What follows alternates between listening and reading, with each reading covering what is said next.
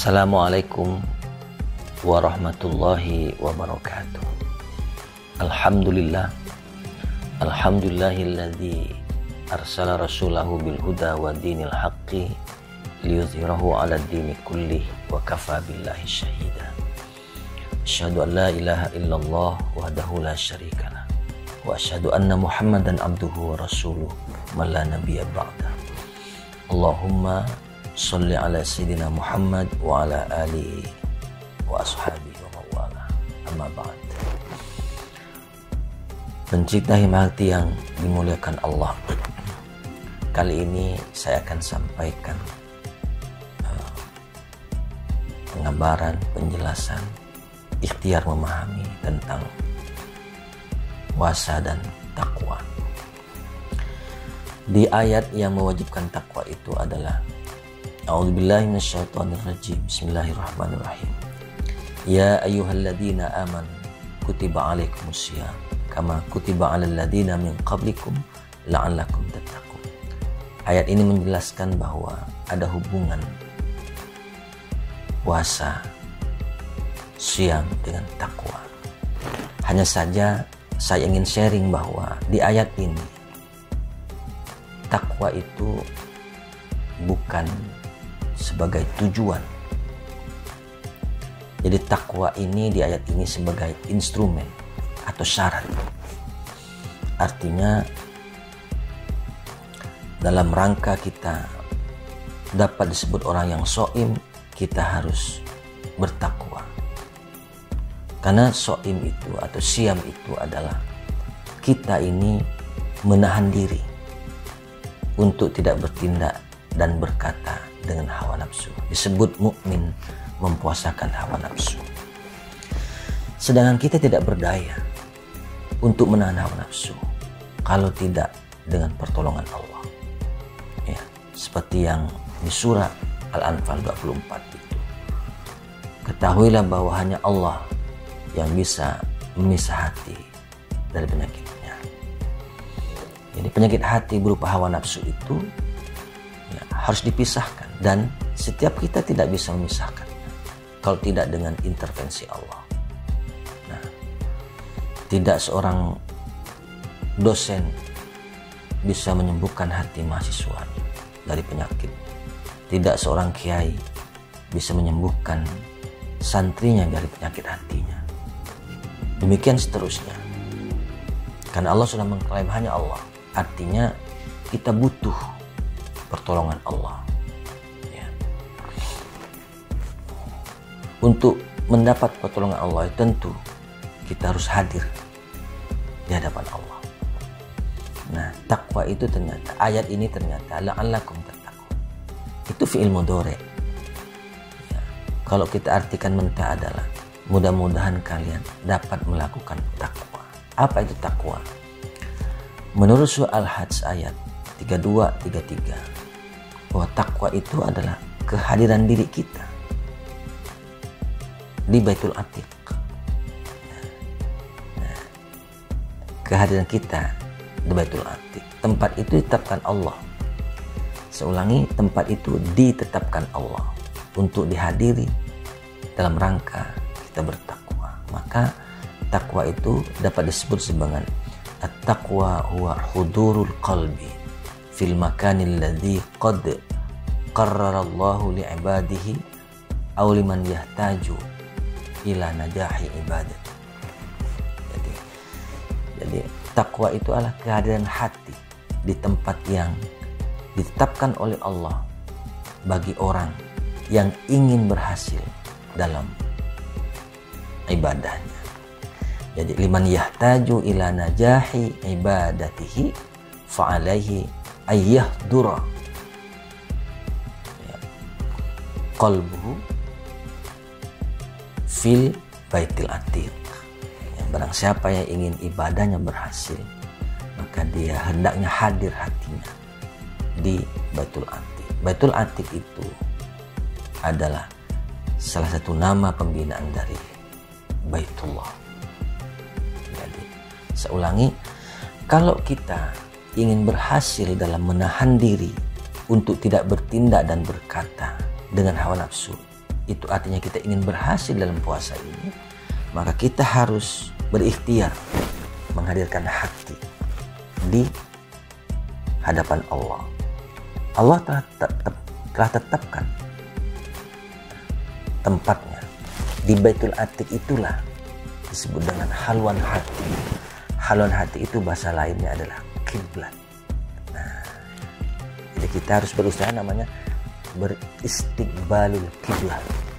Ya, istiqbalul kiblat. Ya. Jadi kita hadir menghadap kiblat. Istiqbalul kiblat itu adalah menghadap kiblat. Jadi la'allakum tattaqun itu mudah-mudahan kamu dapat melakukan kehadiran hati di hadapan Allah. Baru kita bisa siam, bisa menahan diri. Nah, ini saya kemudian bahwa takwa itu kehadiran hati sebagai penjelasan bahwa Allah tidak terima yang fisik. Ayat ini lanjutkan di ayat 37-nya. Sebelum ayat ini tentang sembelihan, tentang bahimatul an'am, itu di Baitillah.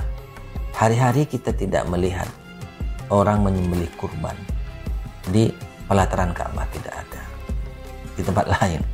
Maka di ayat 37-nya disebutkan la yanalullaha luhumuha wala dima'uha walakin yanalullaha taqwa.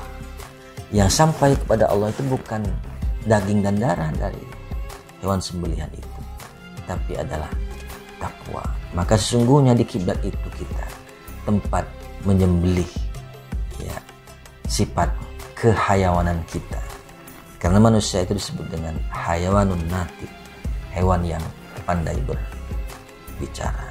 Dan kalau kita mau tilik diri sendiri, sesungguhnya pada diri ini terlalu banyak, terlalu sering kita mempersonifikasi sifat-sifat kehewanan, seperti kekejaman misalnya. Manusia kalau udah kejam bahkan lebih kejam daripada hewan. Pencinta ciptaan hati yang dimuliakan Allah.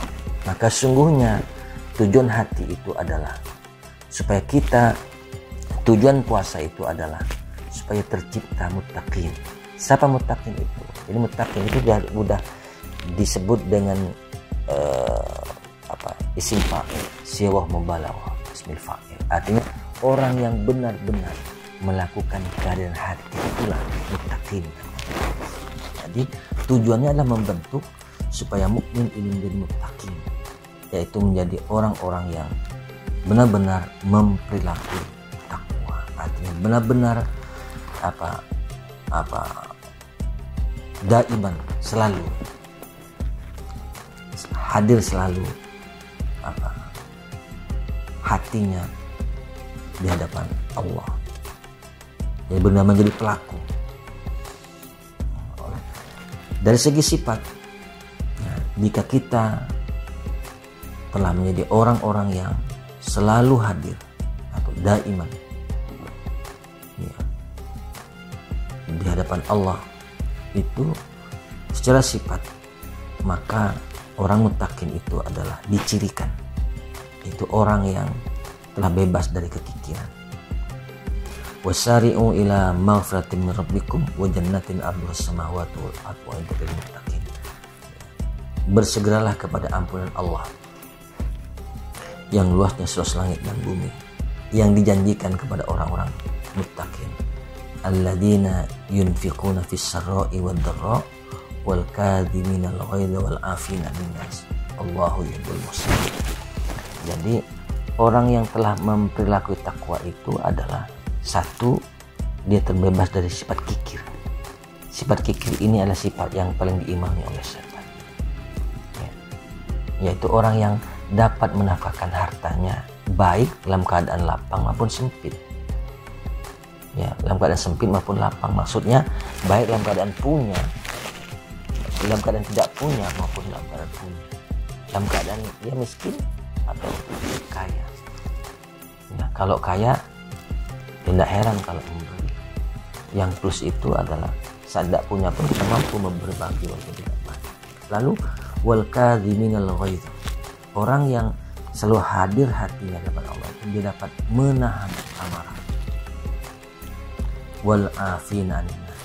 Ini juga berat. Jadi semakin ke atas semakin berat. Memaafkan orang lain. Berikutnya yang keempat, wallahu yuhibbul muhsinin. Sudah kita memaafkan orang yang salah kepada kita itu, ya kita di guidance untuk berbuat baik kepada orang yang telah kita maafkan. Jadi tujuan puasa itu adalah supaya kita itu menjadi dapat menahan hawa nafsu, atau mukmin mempuasakan hawa nafsu. Ya, pengertian panjangnya adalah kita mempuasakan diri kita atau menahan diri kita dari berkata dan bertindak dengan mereferensi hawa nafsu, dan itu baru dapat kita lakukan dengan kalau kita itu melakukan takwa atau melakukan kehadiran hati di hadapan Allah. Itu sebabnya kalau kita berpuasa hanya mengerti tidak makan dan tidak minum, itulah yang diingatkan oleh Rasul. Kam min so'imin, dalam hadis lain disebut rubba min so'imin laisa lahu min siyamihi ilal ju' wal atas. Ya, orang atau kita yang ngerti hanya tidak makan dan tidak minum atau imsak saja, itulah yang hanya dapat haus dan lapar, atau lapar dan haus. Semoga ini ada manfaat bagi kita, sehingga kita menjadi orang-orang yang najah, orang-orang yang berhasil dalam berpuasa ini, yang tentunya Ramadan sebagai bulan riyadhah mengasah hati ini dapat kita gunakan hasilnya setelahnya nanti, setelah ini. Semoga Allah meridai kita semua. Hadanallahu wa iyyakum ajma'in. Wallahul muwaffiq ila aqwamit thoriq. Assalamualaikum warahmatullahi taala.